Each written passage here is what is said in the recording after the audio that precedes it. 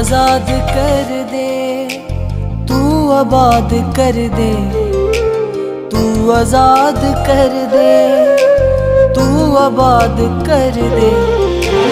हथ अपना वधा के पाक कर दे, रब्बा माफ कर दे।